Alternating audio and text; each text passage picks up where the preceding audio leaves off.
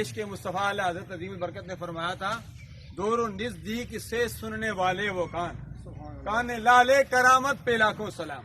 حضرت سلمان علیہ السلام کا لشکر گزر رہا ہے، دور سے چیونٹی اپنی چیونٹیوں سے کہتی ہے جلدی کرو، جلدی جلدی اپنی اپنی بلوں میں گھس جاؤ، کہیں ایسا نہ ہو کہ سلمان علیہ السلام کا لشکر آئے بے خبری میں تمہیں رگڑ نہ دے۔ اللہ کے نبی حضرت سلمان علیہ السلام نے دور سے، نیلو دور سے آواز کو سن لیا۔ قرآن کہتا ہے فَتَبَسَّمَ ضَاحِكًا مِّن قَوْلِهَا، چونٹی کی اس آواز پر حضرت سلمان علیہ السلام مسکرا پڑے۔ اللہ تبارک و تعالیٰ نے اس سلمان علیہ السلام کی اس مسکراہٹ کا ذکر سورہ نمل میں کر دیا۔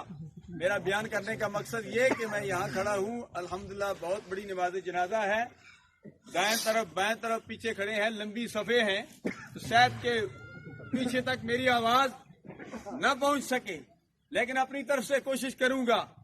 آج جس مرحوم کی نماز جنازہ میں پڑھنے کے لیے آیا ہوں، آپ پڑھنے کے لیے آئے ہیں، اس مرحوم نے اپنی زندگی یاد خدا اور عشق مصطفیٰ صلی اللہ علیہ وسلم میں گزاری۔ خوبصورت ان میں صرف یہ تھی کہ عاجزی و انکساری کے پیکر تھے، عاجزی و انکساری، اخلاق، ادب، اور دین، الدین کلہ ادب، دین ادب کا نام ہے۔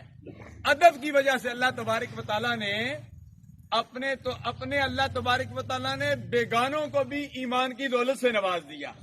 الحمدللہ عزیزم محمد ضمیر برادران کے والد گرامی صوبیدار محمد بشیر صاحب، یہ تو اپنے ہیں، یہ تو کلمہ پڑھتے پڑھتے دنیا فانی کو چھوڑ کر چلے گئے، رب کو یاد کرتے کرتے رب ذوالجلال کے پیارے حبیب علیہ تحیت و ثنا پر درود و سلام پڑھتے ہوئے اس دنیا فانی کو چھوڑ کر چلے گئے۔ ان میں ادب تھا، احترام تھا، عاجزی و انکساری تھی۔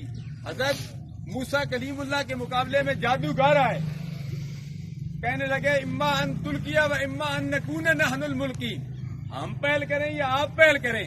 قرآن کہتا ہے انہوں نے صرف ادب کیا، احترام کیا، اجازت چاہی، فرمایا کہ آپ پہل کر دیں، انہوں نے پہل کی تو موسیٰ کلیم اللہ نے پھر اپنا اژدہا ڈنڈا پھینکا، وہ اژدہا بن گیا ڈنڈا، سب ان سانپوں کو نکل گیا۔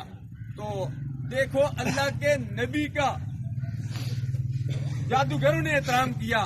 قرآن کہتا ہے فَأُلْقِيَ السَّحَرَةُ ساجدین، سارے کے سارے جادوگر سجدے میں پڑ گئے۔ یہ ادب کی وجہ سے، احترام کی وجہ سے اللہ تبارک و تعالیٰ نے کافروں کو بھی، جادوگروں کو بھی ایمان کی دولت سے نواز دیا۔